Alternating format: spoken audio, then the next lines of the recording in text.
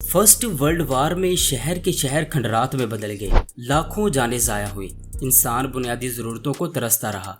लेकिन इस सब के बावजूद फर्स्ट वर्ल्ड वार के दौरान कुछ ऐसी इन्वेंशंस भी हुई जो आज इंसानों की ज़िंदगी का लाजमी हिस्सा बन गई हैं। चलें आज इस वीडियो में जानते हैं फर्स्ट वर्ल्ड वार की इन्वेंशंस के बारे में।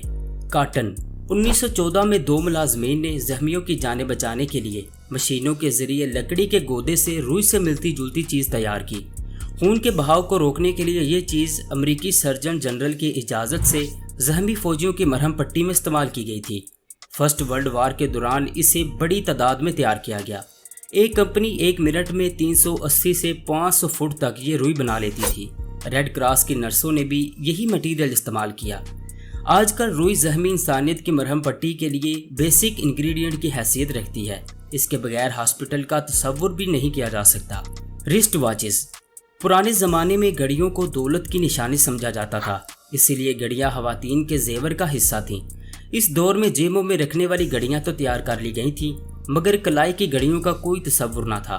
ये घड़ियां जंग में पोजीशन बदलने के दौरान गुम हो जाती थी, इसलिए फौजी हमले का वक़्त जानने से महरूम रह जाते थे।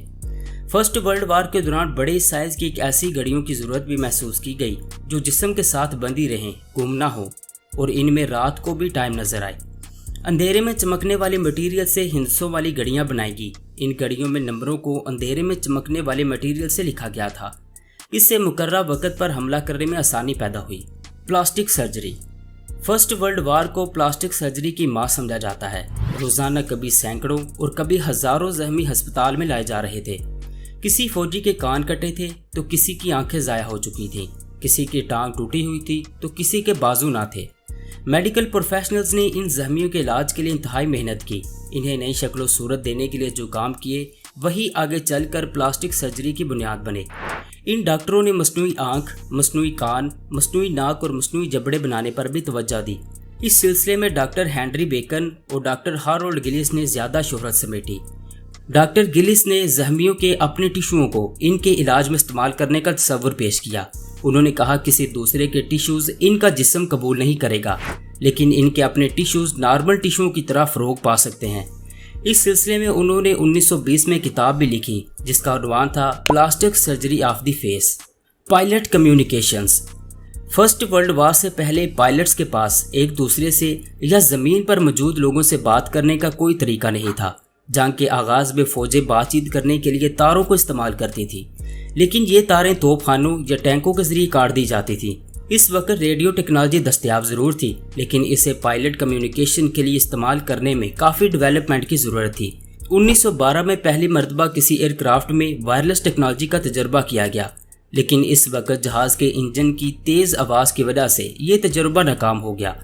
1915 में कैप्टन J.M. फर्नेवल वो पहला शख्स था जिसने ज़मीन से आवाज़ सुनी जब मेजर प्रिंस ने कहा, अगर आप मुझे अब सुन सकते हैं तो ये पहली बार होगा जब किसी हवाई जहाज़ को परवाज़ में कम्युनिकेट किया गया होगा।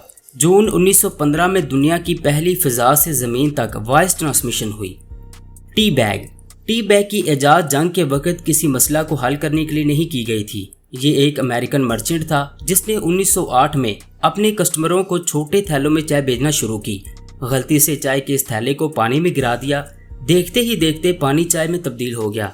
टी कैन नाम की एक जर्मन कंपनी ने इस आइडिया की नकल की और इसी तरह के कपास के थैलों में फौजियों को चाय फराहम की।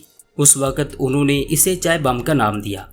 ब्रेन साइड की आज की इस वीडियो में इतना ही। वीडियो अच्छी लगी हो तो लाइक, कमेंट और चैनल को सब्सक्राइब करना मत भूलना।